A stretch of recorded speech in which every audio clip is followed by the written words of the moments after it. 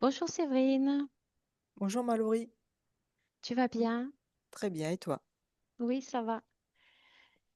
Alors, on est là aujourd'hui, Séverine, pour l'investigation Griffe-Asie, l'investigation de la semaine. Comme d'habitude, on en est au cycle 298 et c'est le premier protocole. Confirme-moi que tu ne connais pas le sujet. Non, pas encore. Alors, comme d'habitude, il y aura d'abord une première partie avec des questions fixes dans laquelle je ne pourrai pas approfondir, et puis ensuite une deuxième partie avec des questions que j'adapterai en fonction de ce que tu auras perçu. Et le sujet est exploré par d'autres duos à travers le monde au même moment pour que l'information ne soit pas contaminée. On y va? Oui, Alors, les yeux fermés, tu inspires profondément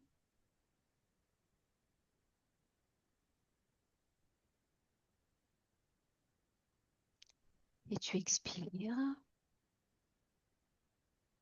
et tu sens ton corps qui se détend.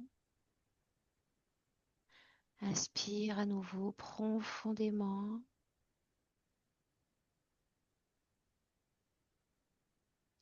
et tu te détends.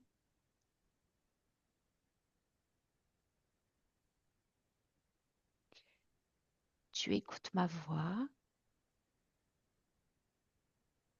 et tu choisis une fréquence idéale pour ce voyage. Inspire à nouveau et dis-moi comment tu vas. très bien. On peut y aller. Oui, Alors Séverine, je compte de 1 à 3 et à 3, connecte-toi au terme Antichrist et dis-moi ce que tu perçois ou visualises. 1, 2, 3. là je me retrouve devant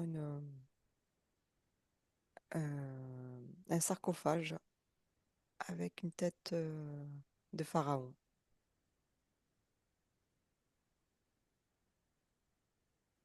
Ok. Ah, là, je suis dans une pyramide en fait, dans une pyramide devant un sarcophage.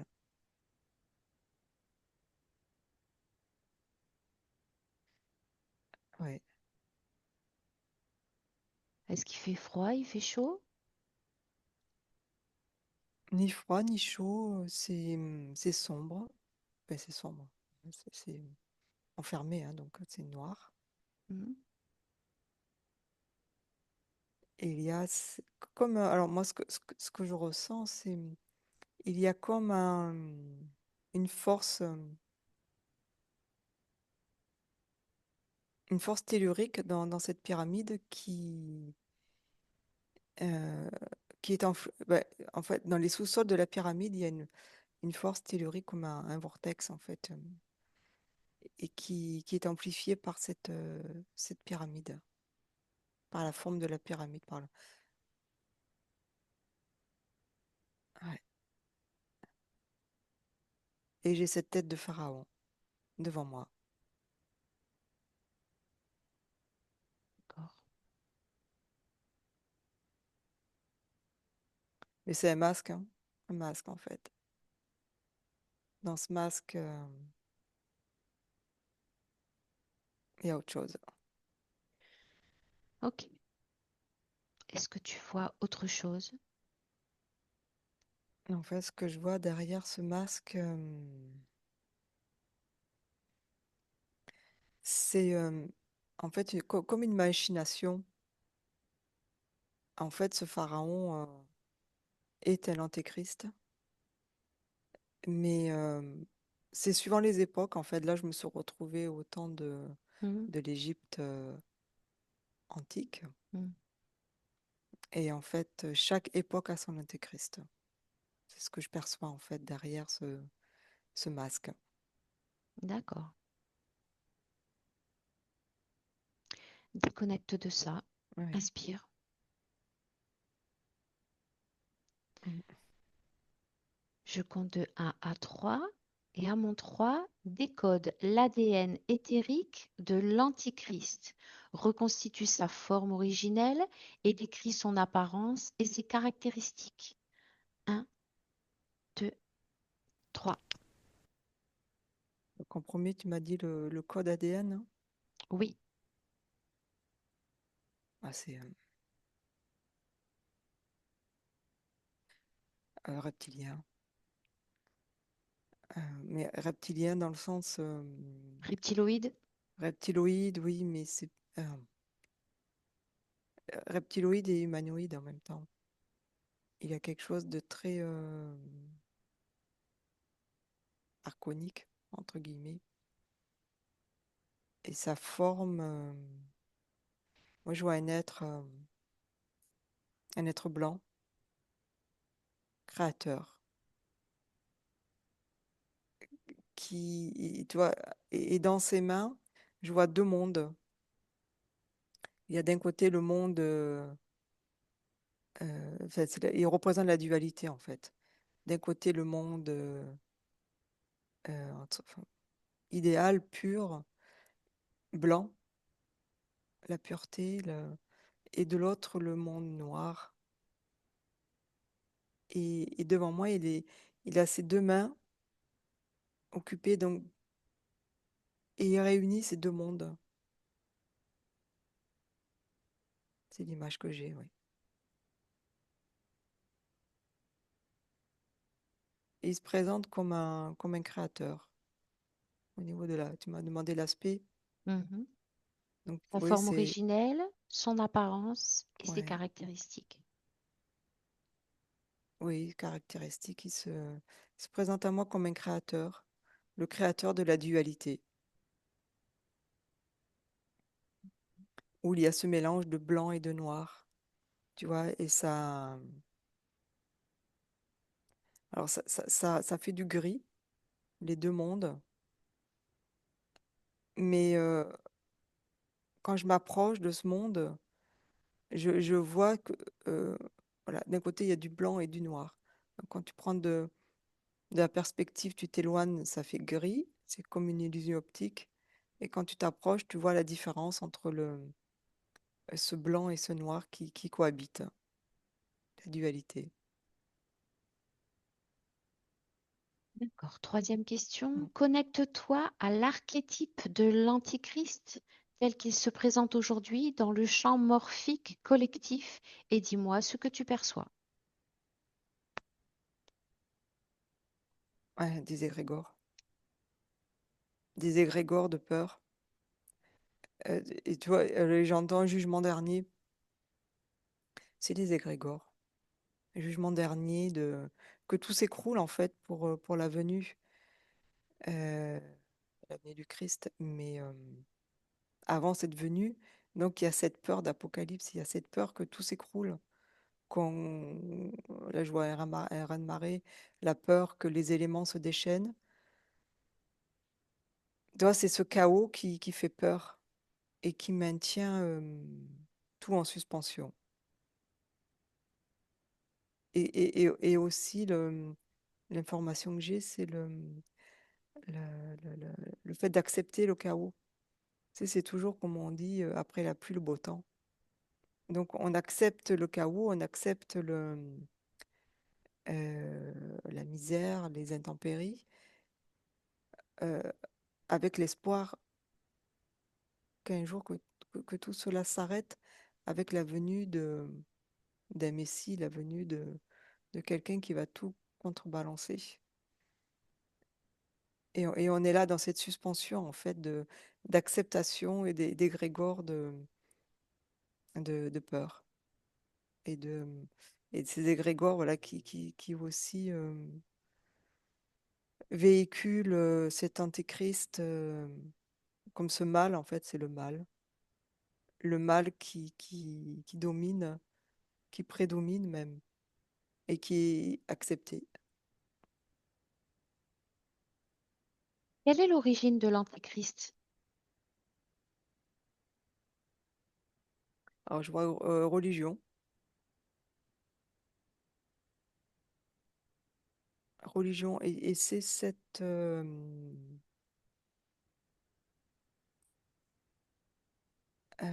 L'origine, on est dire, sur oui, l'origine, hein. oui, oui, l'origine, oui. Mhm. C'est la religion, c'est pour, c'est pour faire accepter l'inacceptable. Donc, oui, alors, religion. Et je reviens à ce pharaon. Le pharaon qui est là comme un dieu, qui Mhm. se présente comme un, enfin, oui, qui se présente, qui, qui représente le Dieu vivant sur terre, et et qui a justement le pouvoir sur le peuple, parce qu'il a le pouvoir de, de commander la pluie ou le beau temps. C'est lui qui dit ce qui est bien et ce qui est mal. Et je vois ce peuple qui le craint, qui a peur. Ce, Qui a, ce peuple, le peuple, oui. Ben, redis-moi la question. quelle est l'origine de l'Antéchrist? Alors là, le mot qui me vient, c'est pouvoir. C'est le pouvoir. En fait, suivant les époques, c'est celui qui a le pouvoir. Donc là, en l'occurrence, j'ai ce pharaon et la religion, en fait. Ce qui découle, en fait, du roi, enfin, enfin, d'un chef, d'un monarque, d'un roi, d'un empereur. Et, et en parallèle, il y a l'Église, la religion. D'accord. Cinquième question. Comment la partie subliminale des individus perçoit-elle l'influence de l'Antéchrist?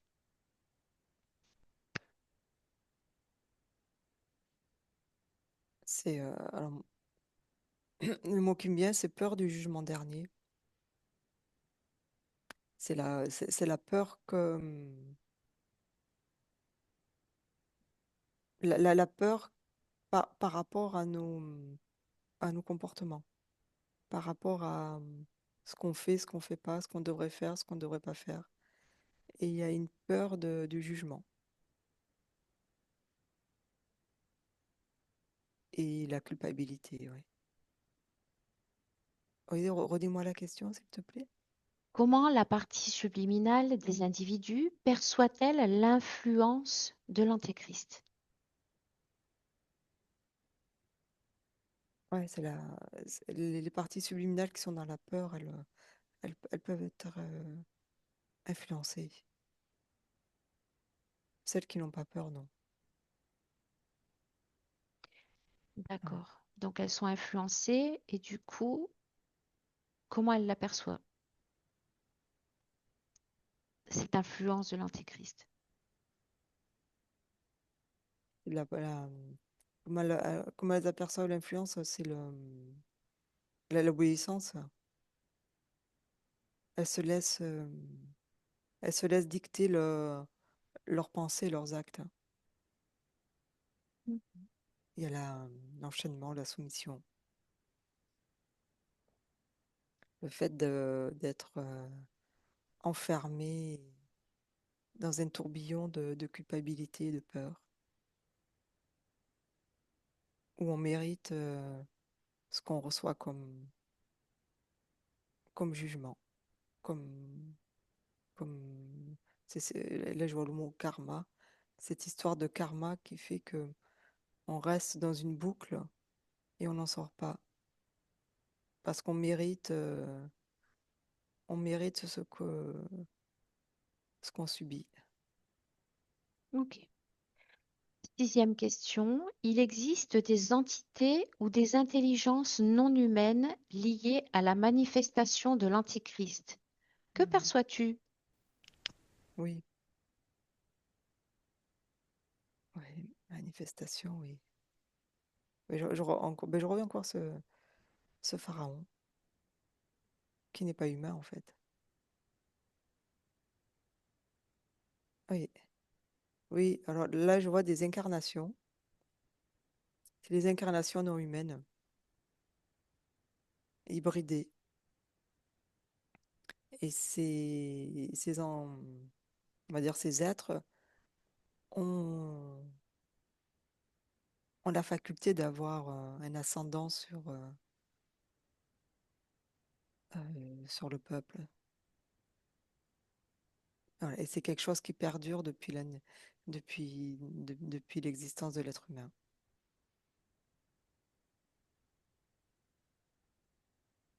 Redis-moi la question.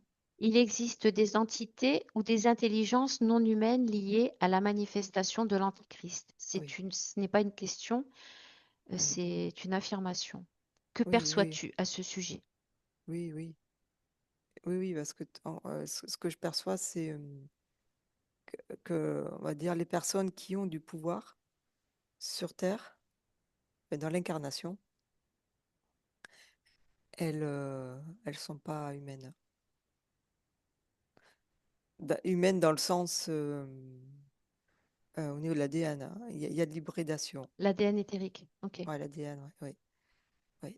Il y a une volonté d'incarnation et d'avoir une mainmise sur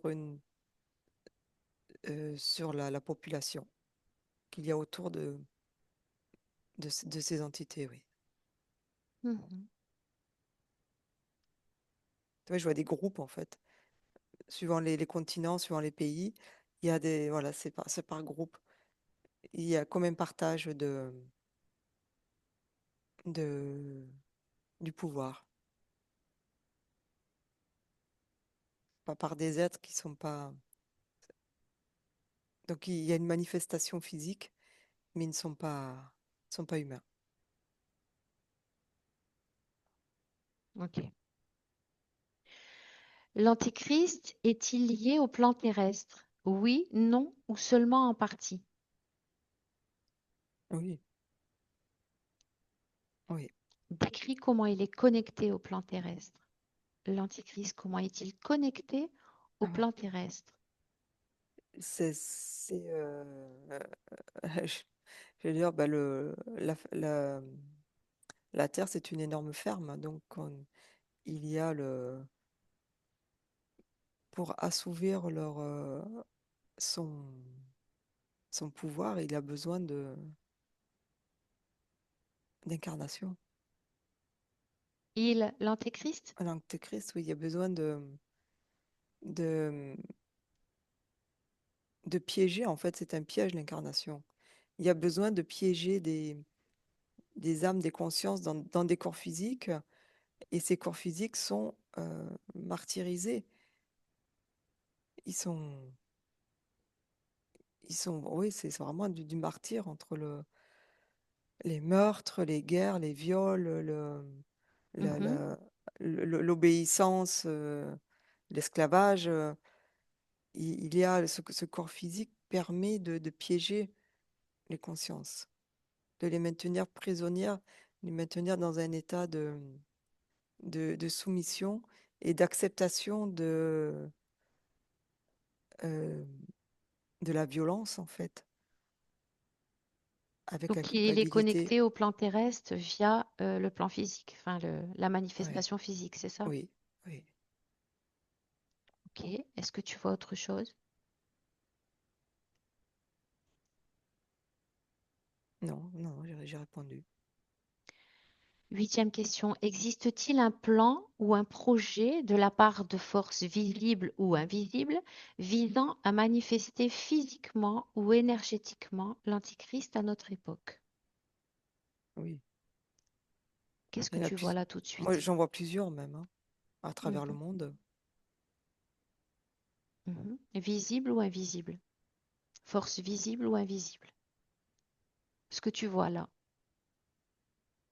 Bah, de toute façon, le visible est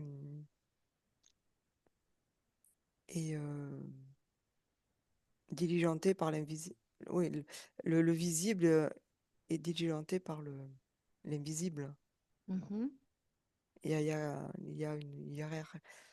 En fait, on dit haine antéchrist, mais pour moi, dans ce que je visualise, hein, ce que je perçois, c'est plutôt un système. il y a un système où il y a une partie visible de l'antéchrist qui fait le sale boulot, qui est là pour martyriser les peuples. Et derrière, il y a le vrai, celui qui commande. Et j'en perçois celui dans l'invisible. Et il y en a plusieurs. Quelque part, c'est ceux qui se Alors, partagent je repose la le question, gâteau, oui. force visible ou invisible de ce que tu vois à l'instant. Oui, il y a les deux, oui. Il y a les deux. D'accord. Y a-t-il des signes énergétiques, symboliques ou occultes qui anticipent ou accompagnent sa manifestation éventuelle? Oui. Que perçois-tu? Oui, ben, je reviens à ce noir et blanc. Euh, Là, je vois la croix gammée qui a été Oui. détournée. En fait, tu as la, la croix gammée qui est un symbole, c'est la svastika. Ah, la croix gammée, comme nous, on l'a dans notre, euh, par rapport à notre histoire de guerre 39-45 liée à Hitler. Mhm. Mais ce symbole a été détourné. C'est un symbole qui, si je me souviens bien, représente l'infini. En fait, Quel rapport avec l'Antéchrist? ben, tu me parles de symboles. Donc Mhm. en fait, moi, je vois, c'est rempli de symboles. Et je vois plein de symboles devant moi, mais c'est des symboles qui sont détournés. Ok, on continue en Ouais. exploration libre. Explique-moi exactement ce que tu vois, ce que tu perçois sans analyser. Là, je vois un triangle. Ouais. Touche ce triangle. Ouais, là, en fait, c'est une pyramide. Oui. Et donc, il y a d'un côté la pyramide où la pointe est vers le ciel. Mm. Et là, pour moi, le côté antéchrist, c'est la pointe vers le bas. Tu D'accord. vois, c'est des symboles qui pourraient, qui sont pas, des symboles qui sont détournés, qui sont retournés. D'un côté, il y a, c'est toujours ce noir et ce blanc. D'un côté, ben, le blanc qui est le côté positif et le noir qui est le côté négatif, la dualité. Mhm. Donc, au niveau des symboles, euh, qu'on le prenne dans un sens ou dans un autre, alors, il peut nous paraître anodin ou positif, mais le fait qu'il soit retourné, on enlève sa signification première. Mhm.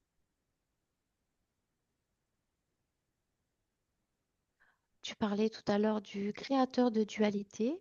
Donc j'en reviens au patron, on va dire, de l'Antéchrist, d'après ce que Oui, tu voyais. Alors au niveau de l'ADN, tu me disais reptiloïde, humanoïde. oui, Tu as un pourcentage? Ou est-ce que c'est un reptiloïde de forme humanoïde? oui, c'est plutôt ça. C'est plutôt Il n'y a ça, pas oui. d'ADN humanoïde. Euh, si, si, il y a l'humanoïde. D'accord. Il y a l'humanoïde à 10%. Mais quelque part, alors, il s'impose cet ADN pour être compatible avec nous. Tu vois, il y a ce que je perçois hein, de cet être, c'est que il a besoin de se connecter avec ses sujets, avec nous. Et pour mieux nous manipuler, pour mieux nous comprendre, en fait, comment nous faire accepter ou avoir peur de ces antéchrists. Pactisé finalement. Non, pas pactiser, non. En fait, son but, c'est qu'on le craigne, qu'on craigne l'antéchrist, qu'on ait peur. Oui, oui. Dès lors qu'on émet la peur et qu'on le craint, Ça, lui, ça on le nourrit, en pactise. fait. ouais, ça le nourrit en fait, tu vois. Et je perçois c'est même pas au final, au-delà de l'ADN ouais, humanoïde, c'est plutôt de l'ADN humain.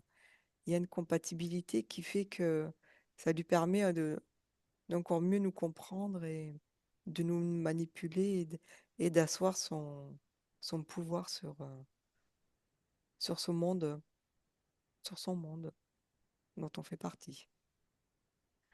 D'accord.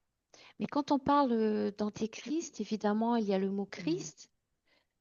Donc, ça suggère la présence et l'implication du Christ d'une manière inversée. Ou comment est-ce que tu intègres ça, le Christ, dans l'antéchrist? Ben justement, je vois le mot espoir. Ça nous donne l'espoir euh, que ce Christ puisse apparaître et qu'il soit plus fort que, c- que cet antéchrist. Mhm. Mais c'est juste un mot, hein. C'est pas, Ouais, c'est juste un mot, c'est pour. mais ça a toujours Ouais, existé, même avant que, soi-disant, le Christ oui, existe. Ou... oui, oui. En fait, ce que je perçois par rapport au Christ, c'est simple. Il y a une répétition d'un schéma qui a déjà existé il y a des millénaires, Hmm, et ainsi de suite. ok. Mais on oublie, là, on appartient à l'ère de ces religions, de la religion catholique. Mhm, Mais avant cette religion, il y avait d'autres religions, d'autres mhm. dogmes, d'autres pensées, d'autres façons de gouverner aussi. Donc, Ouais, ouais, d'accord. mais je vois toujours cette histoire de Trinité, en fait, où un couple va mettre au monde la représentation de Dieu sur terre, comme les pharaons. Ok, alors justement, Mhm. on retourne dans cette pyramide, Mhm. près du sarcophage, et tu me disais qu'il n'était pas physique. Euh, Est-ce que tu bah, y es? oui, oui. Oui. Mhm. Dans le ici et maintenant? Oui. Oui. Tout à l'heure, tu me disais que finalement, il n'est pas physique, le pharaon. Bah, en fait, moi, je voyais, c'est le masque du sarcophage. Mhm. Quelle est la raison ce sarcophage?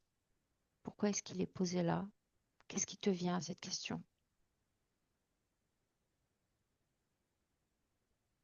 Bah, alors, ce que je perçois, c'est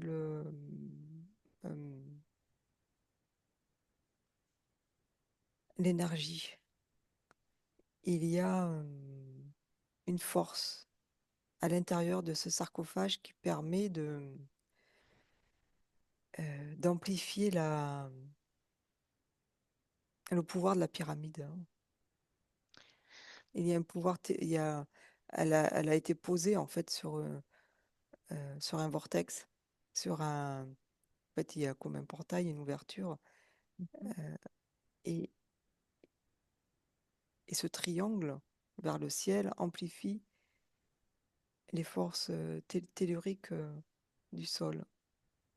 Ok. Et ce Est-ce que ces il, forces ouais, que tu perçois, ces forces puissantes, ont un rapport avec ce reptiloïde dont tu parlais précédemment, en quelque sorte, tu vois, ce sarcophage, qui est l'ADN oui, de l'antéchrist?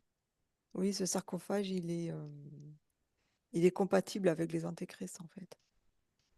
C'est ça. le fait de... avec l'Antéchrist. Ouais, il y a... alors j'entends incarnation, comme si ce sarcophage était là pour euh, permettre l'incarnation de l'Antéchrist. Comme si cette pyramide était une pouponnière, tu vois, un ventre, un utérus. Mhm. En fait, la pyramide, c'est un ventre et le sarcophage, un utérus. Ça permet euh, d'avoir le meilleur la meilleure conscience, en fait, d'incarner la conscience qui sera le plus, euh, qui, s- qui pourra mener le, le, la Peuple. représentation de l'Antéchrist au mieux sur Terre. Ok, d'accord. Mm.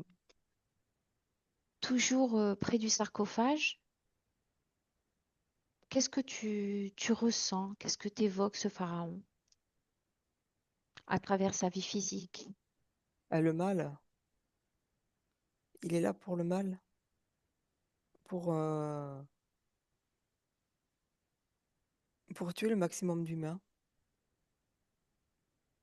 pour les mener vers le pire de de ce que l'existence peut apporter à une vie humaine. D'accord. Donc le mal, toujours depuis ton point de vue en tant Oui, que Séverine, être humain, bien sûr. oui, oui, le mal, en fait, il est pas là pour... il est considéré comme la représentation de Dieu sur Terre, mais au lieu euh, par rapport au peuple, je vois qu'il y a de l'espoir, de la crainte, de l'attente par rapport à ce Dieu vivant. Et lui, il ne les amène pas vers le meilleur, il les amène vers le pire. Mhm. Et c'est Ok, son rôle. déconnecte de ça, Oui, déconnecte de cet endroit, oui, inspire, ça va? oui. Alors, tu n'en as pas parlé, mais j'aimerais que tu cherches une église antéchrist Oui, et que tu te poses au centre de cette église, oui. dans tes fréquences. Dis-moi où tu es, qu'est-ce que tu perçois. À Chartres. Je suis à Chartres. Tu es à Chartres. Ok. Qu'est-ce que tu ressens euh, dans les énergies sur le plan éthérique? Un poids. Mhm. Le poids de la culpabilité. C'est très... Culpabilité. Tiens, oui. tiens, Parce autre que tu vois, fréquence. oui, tu vois, comme si... tu vois, là, je suis au milieu de cette cathédrale. Comme si on n'avait pas le droit d'être heureux. Qu'il faut toujours se dire il y a plus malheureux et que on n'a pas le droit on n'a pas le droit d'être heureux. C'est ça. Ok. Pourquoi à Chartres? Pourquoi cette église? C'est une église, hein, on a dit, hein. C'est cathédrale, ouais, cathédrale de Chartres. Euh, Qu'est-ce que tu ressens de différent d'une église classique, on va dire? je reviens au poids. La Oui. différence entre l'église qui prie le Christ et l'église qui prie l'Antichrist. Bah, c'est pas, c'est plus subtil que ça en fait. Oui, En fait, dis-moi. parce qu'en fait, quand tu rentres dans l'église, tu pries le Christ. Mais là, c'est inversé. Moi, ce que je vois, c'est inversé. Mhm. Les paroles sont détournées. Si en fait, quand tu vas à Chartres et que tu vas prier euh, bah, pour un tiers, par exemple, euh, bah, en fait, ce que tu pries, l'énergie de l'Église retient le contraire. Si tu y vas pour une guérison, À l'insu du sujet. à l'insu, bien sûr, oui. Tu vois, Mhm. l'énergie, en fait, qui émane de cette Église détourne tes prières. Ça va, tu sais, si tu y vas pour prier la guérison, en fait, tu vas prier pour la maladie, et ainsi de suite. Si tu vas pour euh,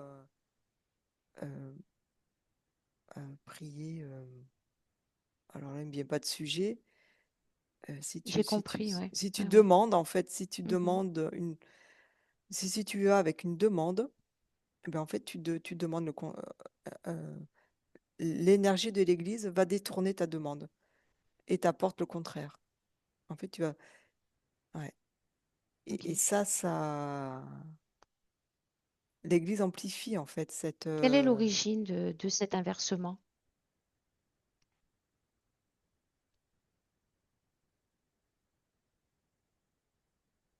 euh, alors, bah, pour moi, cette Église est complètement détournée. Moi, je vois un vaisseau au-dessus. Il y a une- il récupère en fait tous ces, l'espoir est détourné en désespoir et ainsi de suite. Euh, Tu viens de demander pardon Est-ce, et en fait, c'est la culpabilité. est-ce que des hommes religieux sont au courant? Des hommes religieux dans le physique le savent qu'il y a un détournement? Non, non, D'accord. non, non, non. Et là, je vois vraiment, tu vois, il y a un vortex, hein, Mhm. il y a un portail en fait, il y a vraiment un énorme portail, même ça rayonne dans Chartres. Et il y a un amplificateur. L'église est comme un amplificateur. Et au-dessus, c'est énorme l'énergie qui est captée. C'est vraiment énorme. Mhm. Parce que là, moi, ce que je perçois, c'est des bus et des bus de touristes qui viennent en fait avec leur prière et il y a Mhm. comme une attraction en fait pour cette cathédrale aussi. Mhm. Elle attire énormément de personnes. C'est très, c'est sans fin. Ok. Ce créateur de dualité tout blanc que tu décrivais précédemment est connecté à Ouais. cette cathédrale? Oui, en quelque sorte, oui. Mhm.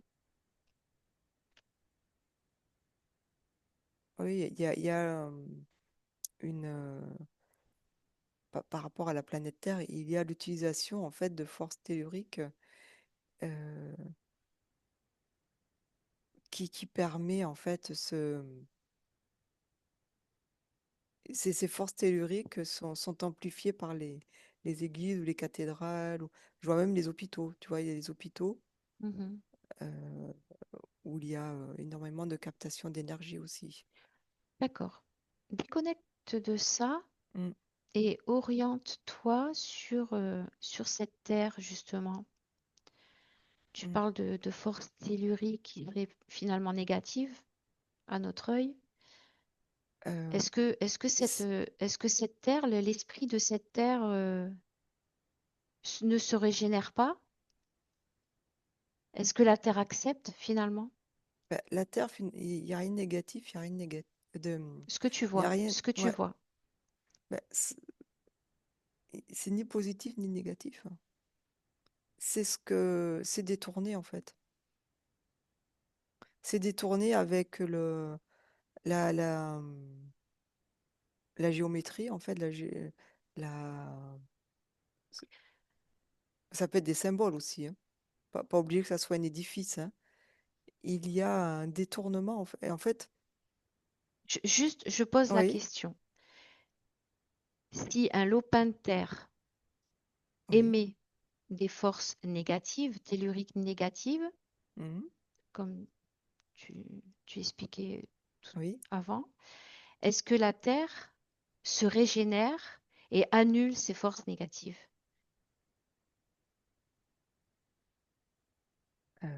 Je comprends pas trop, mais moi, ce que je perçois, c'est que euh,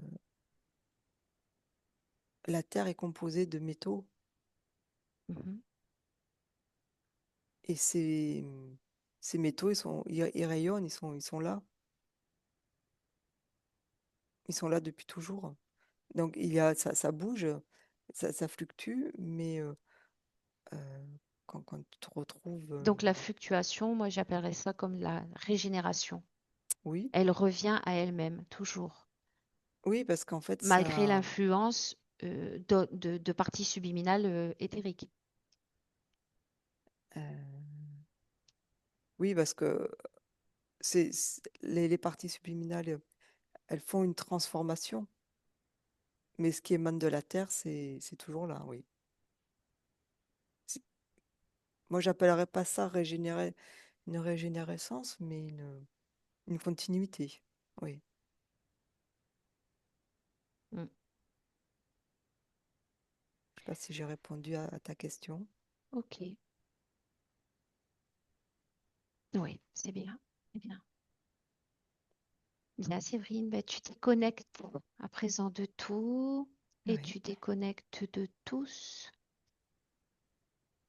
Déconnecté.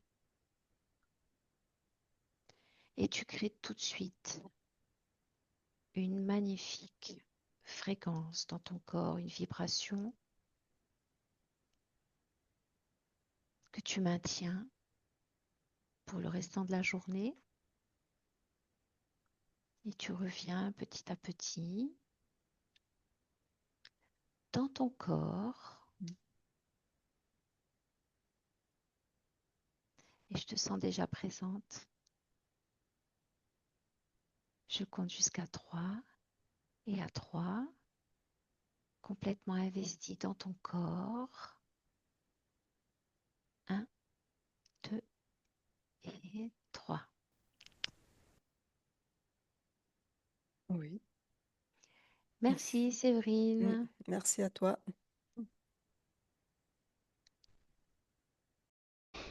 Benvenuto a questo nuovo video di Disclosures. Oggi parliamo della cosiddetta sessione di ipnosi investigativa. In realtà non esiste una sessione di ipnosi investigativa. Non che non si possa fare investigazione di ipnosi, però è che non esiste una sola sessione di ipnosi per dire si è fatta investigazione, per prendere quell'informazione come buona. Perché?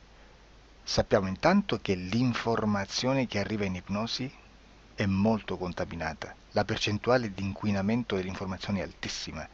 Pensate a questa informazione che viaggia per tantissime dimensioni, attraversa densità, passa per coscienze che volontariamente o involontariamente possono distorcerla e poi arriva infine alla persona che sta in ipnosi, che ha una coscienza, ha una mente, ha un'esperienza e interpreta questa informazione secondo la sua struttura mentale, secondo le sue credenze, che per quanto si possa essere più o meno liberi mentalmente, liberi pensatori, sempre c'è una parte subliminale che interpreta in base all'educazione ricevuta, alla cultura e perché no, anche tutte le esperienze di esistenze passate che ancora lasciano un segno in noi. Per capirci, è come se dovessimo parlare con un'altra persona immersi nell'acqua, a qualche metro di distanza, cercando di utilizzare un mezzo, che è quello della corda vocale, che è fatto per produrre suoni da trasmettere nell'aria. Noi stiamo utilizzando questo strumento per far passare un'onda sonora nell'acqua. o in un liquido, chiaramente il suono viene completamente distorto, sempre ammesso che sia per il nostro corpo facile e non difficoltoso poterlo fare senza avere dei problemi come ingurgitare acqua o eccetera. Ma non solo. Supponiamo che per questo tipo di comunicazione utilizziamo anche due lingue diverse, per esempio un italiano e un russo o un giapponese. Per quanto possiamo anche interpretare il labiale, non possiamo capire quello che ci sta dicendo, perché la lingua è diversa. La lingua, diciamo, da dove parte l'informazione a dove arriva è completamente diversa, il codice, il linguaggio è diverso, ma possiamo anche cercare di capirci attraverso i gesti, attraverso le espressioni facciali. Per quanto sia ipoteticamente facile poterlo fare sott'acqua, però non dobbiamo dimenticare che l'acqua non è l'aria e può distorcere l'immagine, ma non solo. Dobbiamo anche pensare che l'altra persona, che parla un'altra lingua, che viene da un'altra cultura, potrebbe interpretare i segnali che noi interpretiamo come X in Y. Per noi un sì è abbassare la testa dall'alto verso il basso, per esempio, sì, e il no da sinistra verso destra, no. In alcuni paesi orientali, come le Filippine credo o qualcun altro, utilizzano esattamente gli stessi segni, ma al contrario. No, sì.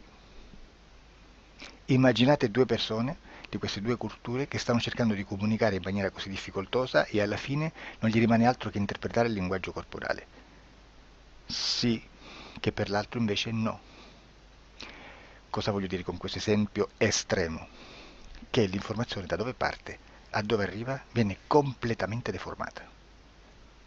Non sappiamo esattamente quale percentuale perché ogni situazione è a sé stante, però la percentuale di inquinamento, di distorsione, di contaminazione di questa informazione è assolutamente alto. Quindi fare una sessione investigativa, mettere una persona in ipnosi e chiedere di Tizio Caio Sempronio di una situazione o chiedere certi dati è assolutamente controproducente, è assolutamente inutile. Quindi vi chiederete cosa fate allora voi quando fate ipnosi, quando fate delle domande, quando cercate delle risposte e con queste informazioni che vi arrivano lavorate sulla situazione esoterica del cliente.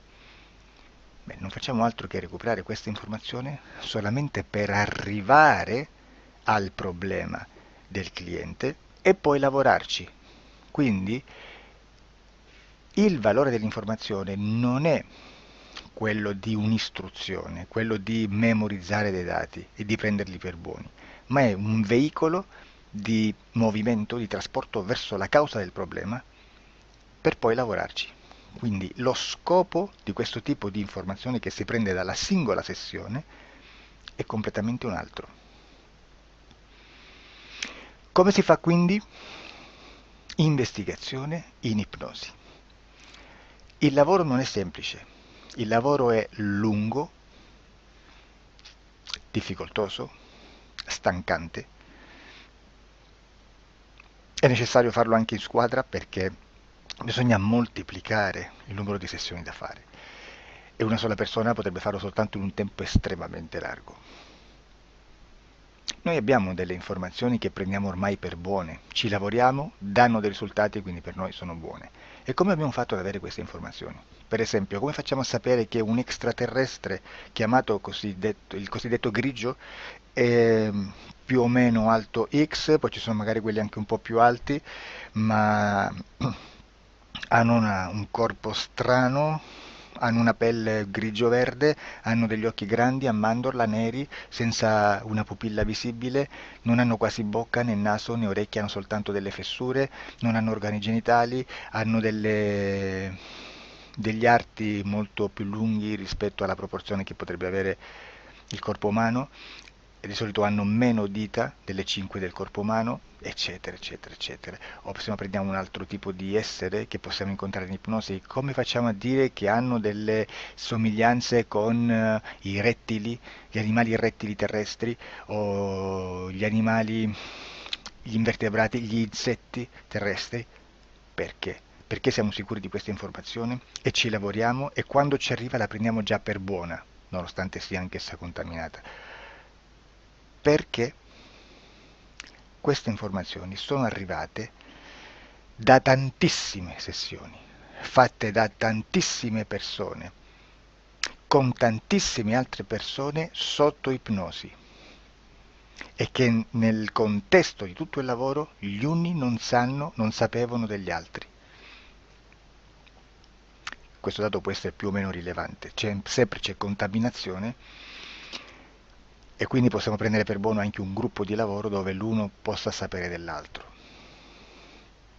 Ci potrebbe essere una contaminazione del contesto di quel gruppo di lavoro, ma si aggiunge semplicemente una piccola percentuale di questa contaminazione a già la grande che esiste. Non è così impossibile lavorarci.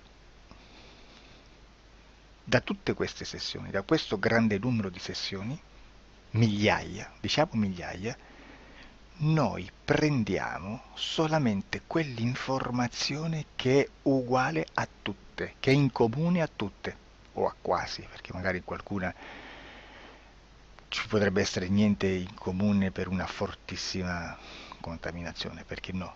Ma dobbiamo prendere una stragrande maggioranza, proporzionalmente abnorme rispetto a quello che potrebbe essere un minimo di scartabile,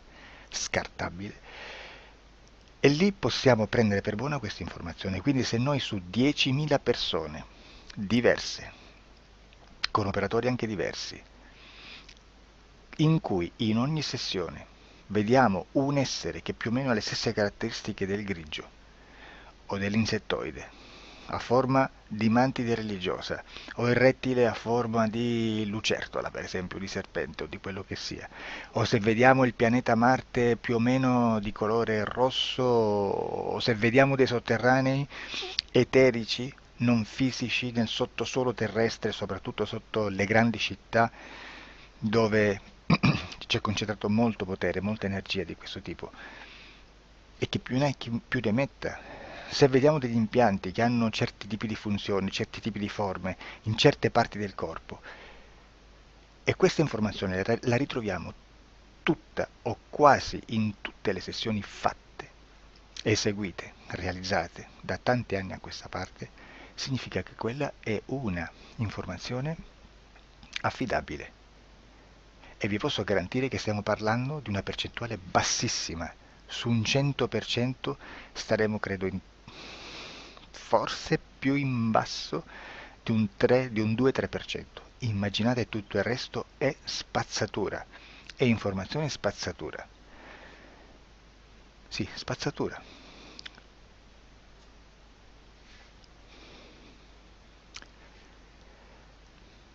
C'è anche un'altra cosa da dire.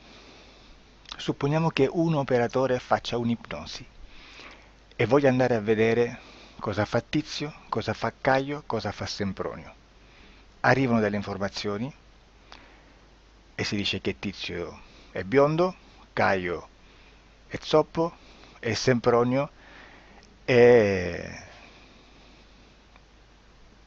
uno sportivo. Intanto già abbiamo detto che una sessione soltanto non serve, d'accordo? Ma poi c'è da dire che una coscienza, un essere, in ambiente subliminale, la sua parte subliminale potrebbe non dare autorizzazione a questa fuoriuscita di informazioni. Mi potreste dire, e allora tu quando chiedi agli esseri cosa fanno, cosa non fanno? Beh, intanto la prendo sempre con le pinze, perché abbiamo sempre detto che tutto è molto contaminato e mi serve solo per dirigermi da una parte. Ma c'è anche da dire che se un essere interferisce con l'altro, ha aperto un canale di comunicazione a cui non può ovviare, a meno che non lo recida, non lo annulli. Quindi quando io faccio la domanda a un essere, se lo faccio attraverso l'interferito, mi arriva l'informazione per un canale aperto che sottostà alla volontà dell'interferito. Sulla volontà dell'interferito parleremo in un prossimo video disclosures. Però, se io voglio fare un'investigazione sopra Tizio, Caio e Sempronio che non hanno nessun collegamento, nessuna interazione e nessuna interferenza con il soggetto con cui io sto realizzando l'ipnosi, non è detto che mi arrivi questa informazione. Assolutamente. Potrebbe esserci completamente un muro. Come potrebbe esserci informazioni perché quell'altra parte potrebbe autorizzare comunque, ma non è detto.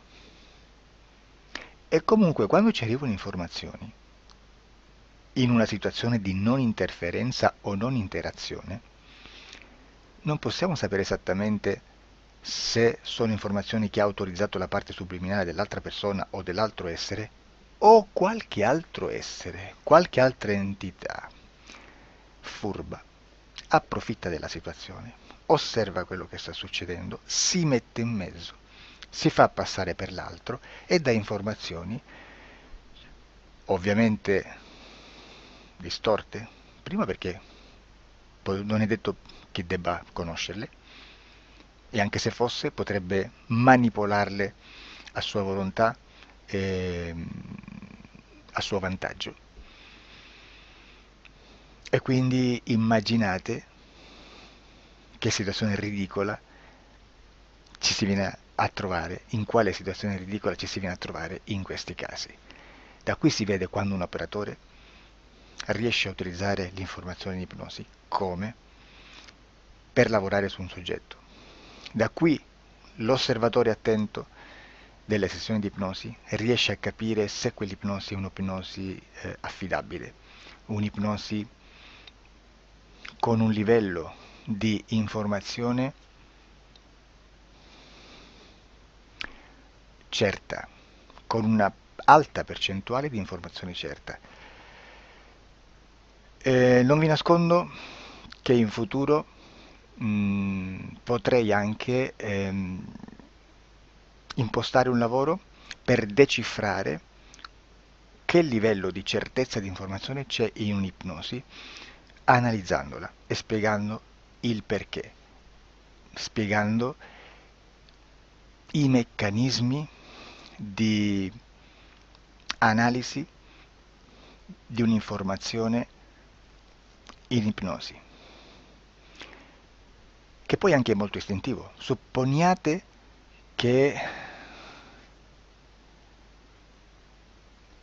Supponiamo che dobbiamo cercare un'informazione su internet, per esempio un fatto di cronaca. Voi preferite mettervi su un sito ufficiale? A caso. L'ANSA in Italia, ADN Kronos, qualche telegiornale che per quanto possano manipolare l'informazione ad alti livelli, comunque possiamo dare affidabile la fonte dell'informazione che viene trasmessa. Non possono trasmettere una bufala sicuramente. Verrà sicuramente manipolata ad altri livelli. Ne parleremo in altri video, ma a livello base la fonte è certa. Sicuramente non andrete a cercare questa informazione sul primo sito, il primo blog che vi passa davanti e magari ha 4 followers. Perché? Perché non vi dà nessuna garanzia della certezza della fonte. Non c'è un controllo né nella struttura interna di questa agenzia di informazione e né dal grande pubblico che per la quantità di persone che attingono quell'informazione si può dedurre se l'informazione è certa o meno, perché è un'informazione che passa in un pubblico così vasto che se ci dovesse essere una distorsione con la realtà è molto probabile che venga fuori. Credo che abbia detto quasi tutto sulle sessioni investigative. Prima di chiudere aggiungo che proprio per questo stiamo conducendo dei cicli di investigazione in ipnosi regressiva che comprendono tante sessioni con persone diverse, con una buona o eccellente suscettibilità ipnotica, sicuramente, per poter indagare su spazi ristretti su alcuni temi. Perché dico spazi ristretti? Perché se andiamo a prendere eventi grandi nel tempo, nello spazio, storici, parlare di qualcosa di molto generico implica una quantità di sessioni abnorme. Immaginate se dovessimo fare una sessione investigativa sui buchi neri, quanta informazione ci sarebbe e quante informazioni da filtrare. Sarebbe quasi impossibile farlo in questa maniera. Ma se noi riduciamo lo spazio di investigazione, se noi prendiamo per esempio, investighiamo sulla pedofilia nella Chiesa Cattolica, ecco, se già restringiamo il campo d'azione, è molto più facile che possiamo attingere informazioni affidabili, presuntamente affidabili, con un numero di sessioni sicuramente alte, ma ridotte rispetto ad altri tipi di sessioni molto più generiche, su temi molto più generici. Quindi per fare anche delle investigazioni su temi molto generici bisogna suddividerli in temi, in dettagli, per poi alla fine, quando tutta l'informazione è stata filtrata ed è stata dedotta l'informazione comune, si possono mettere insieme per cominciare a costruire il quadro, mettere insieme tutti i puzzles.